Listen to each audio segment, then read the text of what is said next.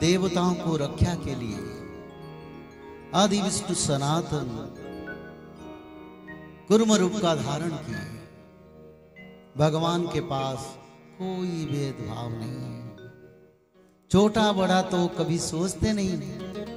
बोले मैं इतने बड़े भगवान, मैं कच्छप रूप धारण करूं, मैं कुर्म रूप धारण करूं? नहीं। अहंकारी मानव तो बोलता है ना, ये छोटा कर्म, ये बड़ा कर्म, पर ठाकुर जी के पास छोटा बड़ा कुछ भी नहीं। तो इसीलिए भगवान देवताओं को अमर बनाने के लिए और मानव का कल्याण के लिए खुद कच्छप रूप धारण किया। सारे देवताओं को भगवान ने बुलाया, इंद्रदेव के समेत सब देवताओं को बुलाया। तो देवता बोले प्रभु क्यों बुलाए हमको?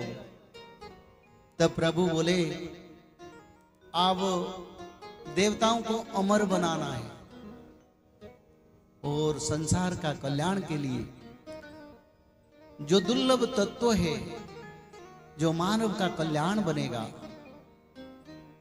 उसके लिए समुद्र मंथन जरूरी है। समुद्र मंथन जरूरी है। तो देवता ने बोले प्रभु समुद्र मंथन कैसे होगा? इतने बड़े खीर समुद्र, उसको मंथन कौन करेगा? तो प्रभु बोले मैं कच्छप रूप धारण करूंगा और जो मंदराचल है वो मंदराचल को समुद्र के दंड बना जाएगा और रस्सी बनेगा बासुकी नाग। तब देवताओं ने बोले हम कर लेंगे। तो प्रभु बोले नहीं नहीं, तुम अकेला कैसे करोगे? तुम्हारे साथ असुरों भी चाहिए। पर तुम एक काम करना, जब समुद्र मंथन होगा तब बासुकी नाग का पुछ को तुम पकड़ना, मुंह को नहीं पकड़ना। पर देवता लोग बोले प्रभु हम क्यों पुछ पकड़े? तो ठाकुर जी ने बोले बासुकी नाग का मंथन के समय उनके मुंह से जहर निकलेगा, अग्नि निकलेगा और उसको तुम सह नहीं पाओगे। असुर लोग सह पाएंगे, तुम नहीं सह पाओगे। देवता थोड़ा सरल है और इतने मजबूती नहीं है देवताओं के, हाँ पावर ज्यादा है, पर शारीरिक कष्ट असुर ज्यादा करते हैं। तो इसलिए पहले तो बोलोगे हमको बासुकी नाग का मुख को पकड़ना है, पर देवता लोग बोले हाँ हम छोटा हो जाए, हम कुछ पकड़ेंगे नहीं नहीं। तब बोले ठीक है आप जैसे बोले करेंगे। तो इसी हिसाब से कार्य करना। और पाताल लोक में बलि अब राजा बन के अपना परिवार के साथ असुर लोग को लेके वहीं पर बसवास करता है। जाके राजा बलि को इसकी संवाद दो ताकि समुद्र मंथन होगा, इसमें देवता और राक्षसों का कल्याण होगा। देवता भी अमर बनेंगे, असुर भी अमर बनेंगे। तब उसी विचारधारा में तब देवता लोग जाके बलि के साथ मिले और बलि राजा को बोले ऐसे ऐसे प्रभु जी ने आज्ञा दिए, अब समुद्र मंथन होगा। तो बलि ने, पहले तो भगवान का भक्त है, भगवान का वाणी को कैसे टालेगा? बोले ठीक है मैं असुर लोग से विचार करूं, सारे जो असुर है उनके साथ भी विचार करूंगा मैं। तो उसका बाद असुरों के साथ राजा बलि ने विचार किए, सब राजी हो गए समुद्र मंथन कार्य। बोलिए सच्चिदानंद भगवान की जय। फिर देवता और राक्षस लोग मिलके मंदराचल को लाके समुद्र में जो मंथन का दंड बनाया,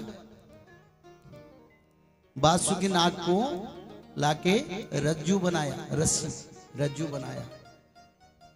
समुद्र मंथन शुरू हुआ, देवता लोग पुछ पकड़े, असुर लोग मुंह को पकड़े, मुख को पकड़े। समुद्र मंथन शुरू हुआ तो कुछ क्षण में मंदराचल पाताल को चल गए। मंदराचल पर्वत पाताल को चल गया। तब देवासुर दुखी हो गए, बोले ये समुद्र मंथन कैसे होगा? भगवान तो बोले थे मंदराचल को आधार कर। तब प्रभु के जाके देवता लोग बोले, प्रभु अब मंदराचल पाताल को चल गए, समुद्र मंथन कैसे होगा गोविंद? तो बोले ठीक है। तो प्रभु गरुड़ पृष्ठ पर जाके पहले मंदराचल को अपने स्थान पर स्थापन किया और अपने कूर्म रूप धारण करके कच्छप रूप अपने पीठ पर मंदराचल को खुद स्थापन। फिर समुद्र मंथन हो। समुद्र मंथन से उचिश्रवा अश्व, ऐरावत हस्ती, हलाहल जहर और सारे औषधियों का देवता धनंतरियों का उत्पत्ति हुआ। और उसका साथ अमृत भी लेके धनंतरी आए। तब जब पहले ऐरावत अस्थि उचिश्रवा अश्व आया, तब इंद्रदेव ले लिए। तब असुर बोले हमको क्यों नहीं देते हो? नहीं तुमको दिया जाएगा, थोड़ा इंतजार करो, तुमको भी देंगे। फिर माता महालक्ष्मी आए तो भगवान को अपने पति के रूप में ग्रहण कर लिया। अगर महालक्ष्मी समुद्र मंथन में उत्पत्ति नहीं होते तो आप लोगों को भोजन मिलता। तो इसलिए हमारी ठाकुर जी हमारी कल्याण के लिए कच्छप अवतार था। तो माता महालक्ष्मी भगवान विष्णु को विवाह कर दिया। हलाहल जहर आया तो शंकर भगवान उसको पान करके नीलकंठ बन गए। संसार का कल्याण के लिए शंकर भगवान सदाशिव सारे जहर को पान कर लिए, कंठ पर उसको रखे, क्योंकि हृदय पर भगवान है, प्रभु जी को कष्ट होगा तो इसलिए नीलकंठ बन गए। भगवान शंकर को नीलकंठ कहते हैं क्योंकि उन्होंने समुद्र मंथन में सारे जहर को पान किया था। सारे जहर रहता तो जीव जगत का सत्ता भी नहीं रहता। बोलिए उमापति महादेव की जय, बोलिए माता भवानी की जय, बोलिए शंकर भगवान की जय। तो फिर प्रभु जो अमृत आया देवताओं ने उसको खींच के ले गए। तो प्रभु क्या करेंगे? अरे देवता लोग अमर बनेंगे तो मनुष्य सभ्यता नहीं रहेगा। तो प्रभु ने उसी समय मोहिनी रूप धारण किया, सुंदर नारी रूप प्रभु धारण करे, सर्वश्रेष्ठ सुंदर बन गए। और असुर लोग प्रभु जी के सुंदर रूप को देख के उनके पीछे भागे। तो प्रभु जी ने उनको माया से उनसे अमृत को हासिल कर लिया और लेके देवताओं को दे दिया। फिर सभी देवताओं को अमृत बांटने के लिए स्वर्गलोक में सब व्यवस्था हुआ। अमृत बांटा जाने के समय राहु और केतु जाके वहीं पर बैठ के अमृत खा लिए। और सूर्यदेव चंद्रदेव भगवान को इशारा दे दिए, ये भी बैठ के खा रहे हैं हमारी साथ अमृत। तो इसीलिए सूर्य देव और चंद्र देव का राहु ग्रास करते हैं, उनको श्राप है। इसी कारण जो सूर्य पराग चंद्र ग्रहण होता है, इसी कारण, क्योंकि राहु केतु ने सूर्य देव को और चंद्र देव को श्राप दिए थे, तुमने हमको अमृत से खाने के समय भगवान को बता दिया, इसलिए उनको क्रोध से उन्होंने श्राप दिया। इस कारण हर साल चंद्र ग्रहण सूर्य पराग होता है और अमृत बांटा दिया गया। देवता अमर बन गए, असुरों को अमृत नहीं मिला। पारिजात पुष्प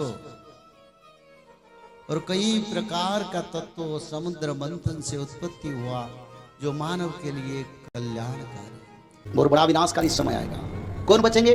जो लोग त्रिकाल संध्या करेंगे, जो लोग माधव नाम भजन करेंगे, जो लोग भगवत महापुराण श्रीमद् भागवत महापुराण में भगवत गीता का बात नहीं कर रहा हूं, मैं श्रीमद् भागवत महापुराण का बात कर रहा हूं। शाकाहारी बन के त्रिकाल संध्या करना पड़ेगा। ब्राह्मण मुहूर्त पर उठ के त्रिकाल संध्या, मध्याह्न संध्या, सायं संध्या, 3 संध्या करना पड़ेगा। और 3 संध्या के साथ साथ भागवत जी महापुराण को ब्राह्मण मुहूर्त से रात 12 तक किसी समय एक अध्याय पढ़ना पड़ेगा और निरंतर माधव नाम को भजन करना पड़ेगा। और माधव नाम भजन करने से क्या होगा? भगवान आदि विष्णु सनातन कल की भगवान का कृपा आपके ऊपर रहेगा।